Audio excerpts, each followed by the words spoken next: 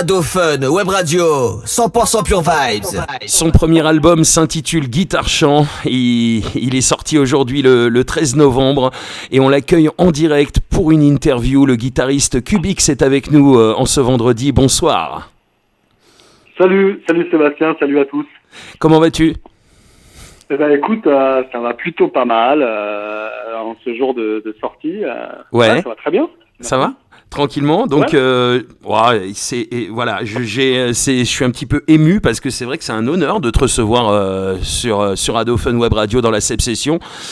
Tu as une longue carrière derrière toi de guitariste, tu as accompagné beaucoup de monde et maintenant, tu t'es décidé après plus de 20 ans de carrière de sortir ton premier album solo.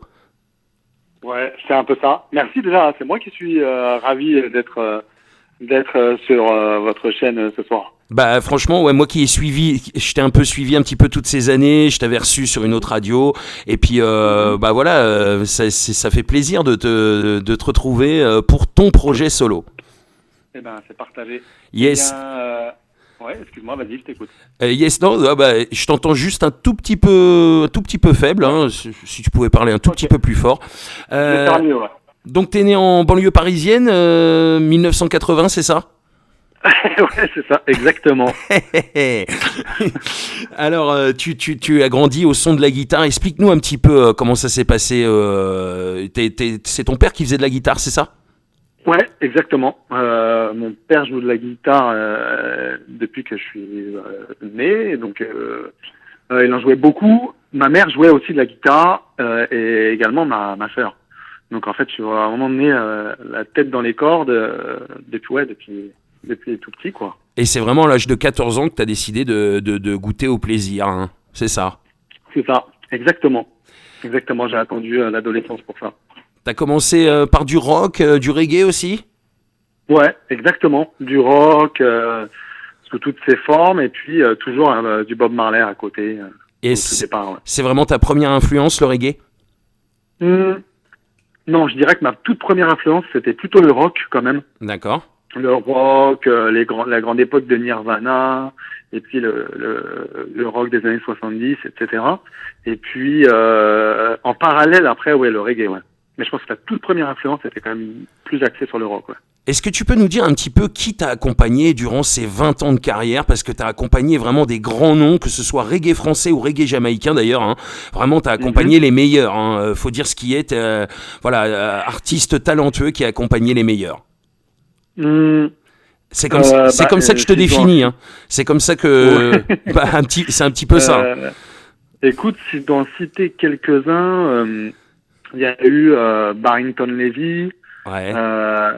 Jaman Levy, il y a eu Ken Booth, Horace Andy, les Mighty Diamonds, Mo Calamity, Meta and the Cornerstone, il y a eu je sais pas, il y en a eu beaucoup. Énormément, hein, mais Scratch Perry, Johnny Osborne. Et t'as pas fait que reggae, hein, parce que je vois que t'as accompagné aussi Zao. Oui, tout à fait, Zao, Kim Burrows encore dans un autre registre. Ouais. Et puis même un groupe qui s'appelait Stupéflip, ça c'était dans les années 2005, quelque chose comme ça. Un groupe qui cartonnait, dans cette période. Enfin, différents trucs, c'est vrai, ouais. Et t'es pas que guitariste, t'es aussi rhythm maker, tu composes. C'est ça, exactement. Donc c'est toi là qui a composé tout l'album, donc on va revenir quand même sur cet album Guitare Chant qui sort donc aujourd'hui dans les bacs, hein, qui va être disponible sur toutes les plateformes de téléchargement légal. C'est vraiment alors moi qui ai découvert l'album en exclu avant tout le monde, franchement franchement félicitations pour le travail, c'est vraiment du très très lourd. C'est j'ai envie de dire ça c'est de la musique, quoi. J'ai envie de dire ça quand j'écoute l'album de Cubix. C'est vraiment, tu fais chanter la guitare finalement. Écoute, merci beaucoup. Alors déjà je rectifie juste, je dis plutôt en anglais, on dit plutôt guitar chant, comme ça, parce que comme ça a la signification anglaise qui dit que c'est la guitare qui chante. D'accord. Parce que si on le dit et qu'on l'orthographie en français, ça fait guitare chant. Comme si j'étais à la guitare et que je chantais en fait. Ah oui, oui c'est vrai. Alors vas-y, redis-le-nous en mode anglais que je le prononce bien. Alors mon accent il n'est pas non plus au top, hein, mais ce serait plus guitare chant. pour le coup. Guitar chant. Donc, ok, on va le dire comme ça. Voilà. Parce que je ne chante absolument pas dans le projet, quoi. Heureusement pour moi, sinon je ferais pas beaucoup de vues, je crois. Allez, donc tu chantes pas bien, c'est ça. Ah non, je ne pense pas que ça fasse partie de mes qualités premières. D'accord, donc toi t'es vraiment musicien, hein, t'es voilà, mais pas chanteur, et donc c'est un album avec du son, mais sans ta voix, tu es pas chanteur. Donc voilà, faut quand même le préciser. Et c'est voilà. Et comment t'as fait? Moi, j'ai cette question dans la tête depuis que j'ai écouté cet album pour faire chanter la guitare comme ça. C'est incroyable. Écoute, je pense que c'est comment expliquer ça? Je pense que il y a un côté improvisation qu'on a beaucoup dans les instrumentistes. Comme ça, on a l'habitude d'improviser sur des morceaux, que ce soit en live ou en studio, etc., de faire des solos, ce qu'on appelle. Et pour un album où vraiment tu mets la guitare notamment en avant et où il faut raconter quand même beaucoup de choses, du coup, faire beaucoup d'improvisation, il faut aller puiser des ressources dans ce qui est soit quoi. C'est comme si je chantais en fait. Ouais. C'est que tu vas essayer de raconter des choses, mais au lieu de raconter ce que tu as envie de dire de ce qui s'est passé dans ta journée ou dans tes années ou ce qui se passe dans ton contexte familial, n'importe quoi, au lieu de l'écrire sur un papier, de l'en parler, tu le joues tu l'interprètes avec tes notes, tes intentions. Et voilà, je pense que c'est un peu comme ça que ça se fait. D'accord. Donc cet album, tu as commencé à le composer, tout ça en 2017. Donc tu as mis 3 ans à faire cet album, c'est ça? Alors, j'ai commencé à le composer fin 2017. D'accord. Et puis, pour tout avouer, il est prêt, masterisé depuis le mois de janvier. Donc, d'accord. On n'est pas loin de 1 an. D'accord. Mais le temps de mettre tout l'à côté en place, c'est-à-dire préparer une sortie, trouver les partenaires, les finances, enfin, tout ce que tu veux autour, surtout dans une année comme celle-ci, ça a été un peu long. oui, c'est vrai que le contexte, en plus, il aide pas. Hein. Voilà, c'est ça. Donc, il aurait pu sortir avant. Vu l'année qu'on a eue, j'ai déjà de la chance. J'estime que j'ai de la chance qu'il arrive à sortir là. Mais du coup, j'ai pas vraiment mis. Je dirais plus que j'ai plutôt mis 2 ans, finalement. D'accord. Mais dans ces 2 années, j'ai été beaucoup en tournée. Ouais. Et puis, j'ai également eu une petite fille avec ma femme. Là, du coup, ça a été 2 années assez chargées, ce qui fait que c'est pour ça que ça a pris quand même 2 ans. D'accord. Donc oui, papa, tout jeune papa. Et puis en plus, oui, t'as été entre Paris et New York en plus l'enregistrer. Voilà, exactement. J'ai été enregistrer une partie de l'album à New York et puis une autre à Paris. Et pourquoi d'ailleurs ce choix d'aller à New York pour enregistrer certains morceaux? Ça faisait quand même un moment que j'allais régulièrement à New York pour travailler, pour des concerts, pour du studio, etc.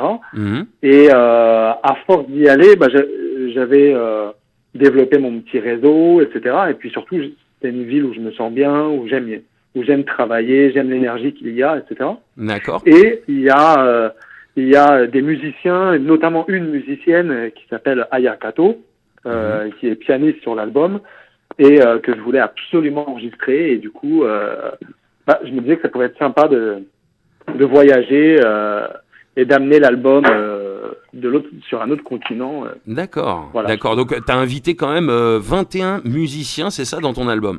Ouais, exactement. Alors, tu peux nous les citer, les 21 musiciens? Tu vas aller prendre ma fiche? Donc notamment, tu nous en parlais à l'instant, tu as été à New York enregistrer avec elle, c'est... Tu nous as dit... C'est ça. Aya Kato, elle s'appelle. Aya Kato, voilà. Exactement. Après, sur l'album, il y a 21, je sais pas si je vais pas réussir à tous les citer. Vas-y, quelques-uns, oui, toujours. J'ai l'honneur d'avoir Clinton Ferron qui joue sur un morceau à la basse. Oui, Clinton Ferron des Gladiators, quand même. Hein. C'est ça, exactement. Yes. Sur une reprise des Gladiators, justement. D'accord. Il y a Simon Rogers qui fait toutes les batteries, qui est pour moi un excellent batteur. Il y a Marcus Urani aussi qui joue sur un des morceaux, qui est le claviériste et compositeur chez Groundation. Ouais, je vois que t'as 8 bassistes du monde qui ont participé. Hein. Clinton Ferron, mais aussi Don Chandler, Abubas Cox, Cox, Mato. C'est ça. Manu Digital aussi. Manu Digital, ouais, exactement. Yes. Exactement. Voilà, je t'aide un peu. J'ai eu l'honneur d'avoir aussi le grand Vin Gordon, qui est un tromboniste jamaïcain qui a plus de 70 ans, qui est le plus grand tromboniste jamaïcain, qui enregistrait sur les albums de Bob Marley, de Burning Spear, de Abyssinians, etc. Du très très lourd. Des Scatalites, exactement.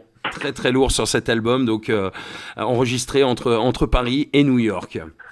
Donc c'est alors où t'as pulsé toutes ces inspirations là, parce qu'il y a beaucoup d'inspirations, il y a beaucoup de choses dans cet album.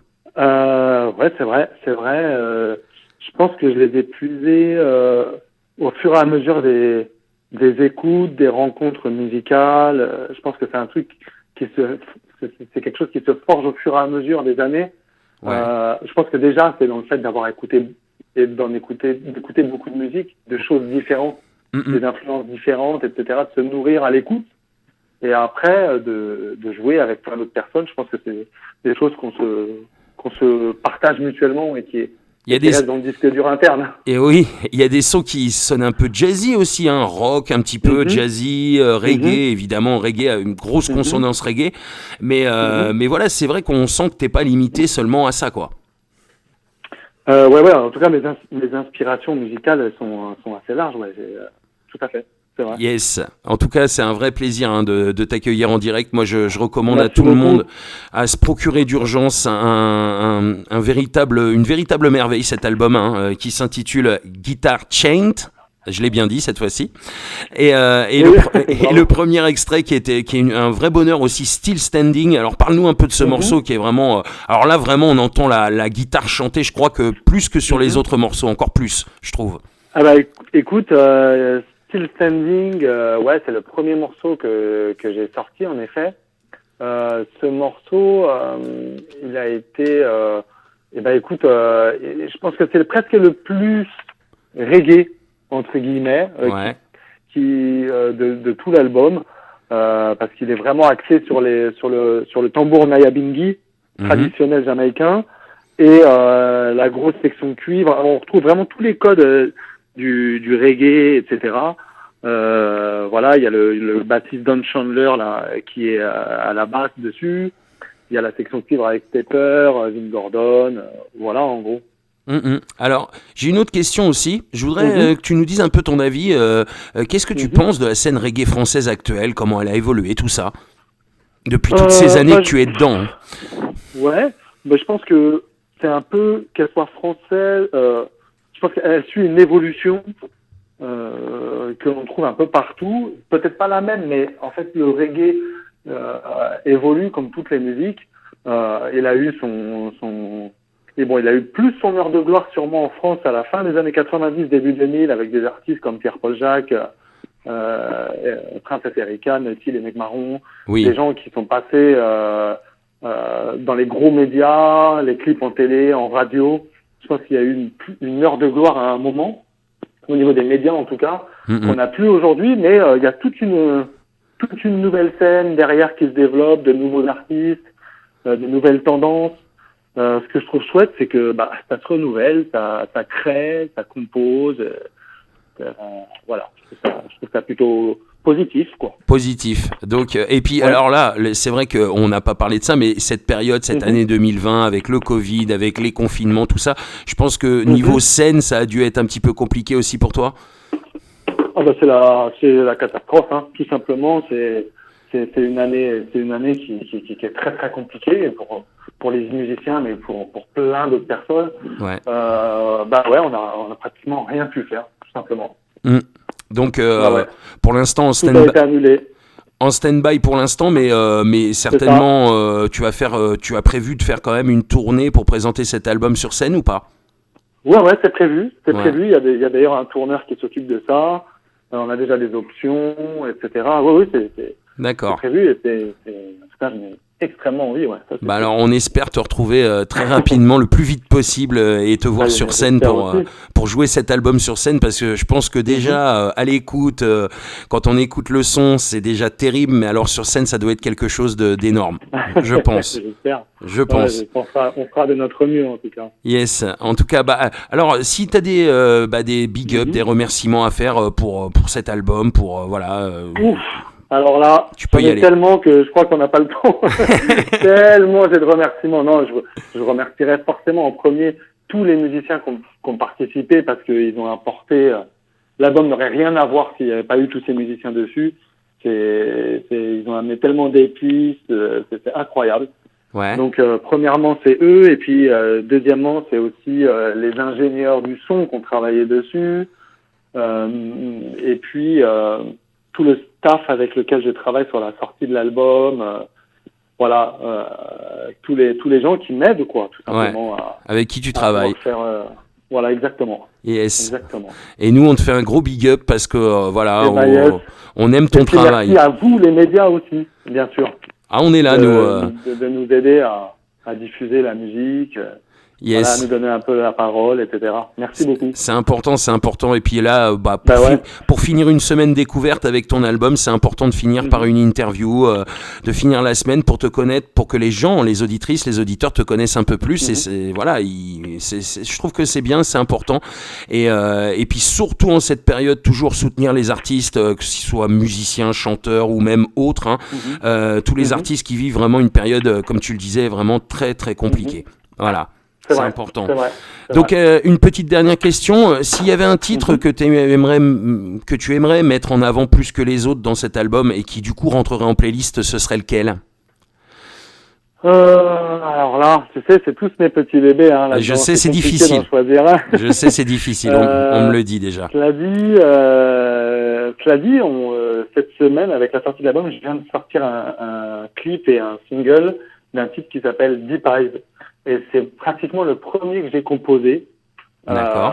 Et c'est peut-être lui qui est à la base de tout, donc c'est peut-être lui le petit chouchou là. D'accord, bah Deep Eyes. Mais faut pas le dire aux autres, faut pas le dire aux autres titres, ils seraient jaloux. Ok, pas de souci. Alors, on passera, ce titre entrera dès lundi en playlist, il y a pas de souci. Wow, et c'est avec grand plaisir qu'on continue à te suivre, Cubix. Franchement, c'est vraiment un honneur. Continue comme ça, tu fais partie de ces artistes qui font avancer la scène reggae française, qui continue à avancer, je trouve moi en tout cas, très bien et très positivement. Et donc voilà, tu fais partie de ces artistes-là. Et je voulais te le dire, voilà, continue comme ça. Merci beaucoup. Merci à toi, vraiment. Yes, gros big up à toi et à très bientôt, Cubix. Une nouvelle fois, je rappelle quand même que l'album s'appelle Guitar Chains, qu'il est disponible partout à partir d'aujourd'hui et qu'on avait Cubix en direct. Merci, Cubix. Yes. Merci à toi, merci à vous, à bientôt. À bientôt, ciao. Bye. Bye.